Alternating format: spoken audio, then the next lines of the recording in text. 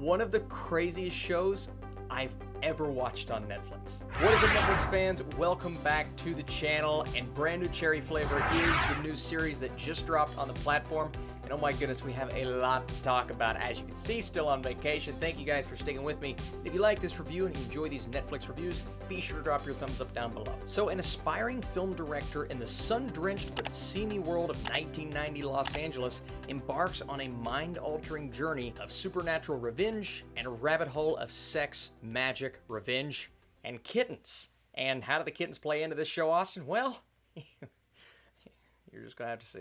Let's start with the cast. I would say, other than the atmosphere that this show captures, which is just perfect for what it's trying to do, the cast is spot on. Eric Lang is so good in his role. He's creepy at the beginning. You feel like there's something about him you can trust, but then we slowly start to realize what the story is about, and it's revolving around Rosa Salazar's character struggling to try and find what she can do with her situation and how she can fix the problem that she has been put in due to her situation. And like the summary says, an aspiring filmmaker. Well, she has an opportunity, but to embark on that journey, she has to do some things that she's not comfortable with as a viewer, you're not comfortable with, and that's where Catherine Keener's character comes in. Catherine Keener playing just this absolutely wild amalgamation of so many different types of characters we've seen in the past, and what she is able to do for Rosa Salazar's Lisa, what she is attempting to correct and change about her situation, but the supernatural elements surrounding this character and really the journey that Lisa is on is so cool. It almost feels like a little bit of David Lynch here. It has this Cronenberg feel at times. And yes, Lisa is a grounded character somewhat, but she's not necessarily good or bad. She is flawed, and she's experiencing things that we can mostly relate to, but then she gets into more of the supernatural world, and whether it be the hallucinations or these demonic images that we see throughout the show, and it's haunting. Again, it's atmospheric, and it does such a great job of capturing a feeling that I haven't felt all year during anything. Now, I will admit, there's a lot of metaphors in this show, and when we embark on this quest to take down this person that has really agitated our main character and us as an audience, you don't really know what to expect, and you don't know what factors that are going to come in and really shift our story in different directions. Who is actually working for who? Who can you trust in Lisa's situation? And it just feels like she's hopeless. It feels like there's not much she can do here, but she always finds a way out of it. And that leads us from episode to episode, unexpected twist after unexpected turn.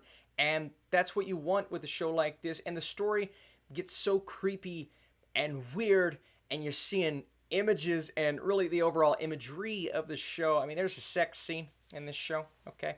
It's one of the more, I'll use the word fascinating things I've seen all year. Nothing else like it. But at the same time, you're so engaged. And one, obviously, you know, an aspiring director, and she's in the industry that I have an affinity for, right? So I'm watching this story and kind of relating with her passion, not only wanting to make this movie, but wanting to direct this movie. She gets this opportunity, but everything kind of comes flying back in her face. What is she going to do when she is presented with multiple options? Is she going to make the decision that is best for herself, or is she going to make the decision that gets her into even more trouble? A few of these things that we're seeing throughout this show, yeah, I do not want that to be my sleep paralysis demon, okay? So I guess the best way I can phrase this is, if you're a fan of someone like a David Lynch providing us with imagery and really a story unlike anything we've ever seen, and it's thrilling, it's supernatural, it's full of horrific images, but beyond that, it tries to do something that really isn't like anything else we've seen on Netflix. So before I give you guys my score, I want to say thank you so much for watching this video and sticking with me while I'm out of town. We're still going to review stuff. Brand New Cherry Flavor will keep you up at night, but in the best way. The haunting nature of the story will have fans of the genre talking, and it's a big recommendation for me on Netflix. I'm going at 85%. Again, there are still some pieces of the puzzle that I have to put together in my head. But I like the fact that the story slowly unfolded in a way that left me still kind of scratching my head, but at the same time satisfied. It's weird, but I really enjoyed this, man. This was unlike anything. You know what? I'm repeating myself. Thank you guys so much for watching. And let me know down below, are you watching brand new cherry flavor? And be sure to drop your thumbs up on this video. All right, gonna go enjoy my vacation. Just kidding, it's dark out. I'm going to sleep. Actually, I'm not, because this show, it's gonna keep me up tonight.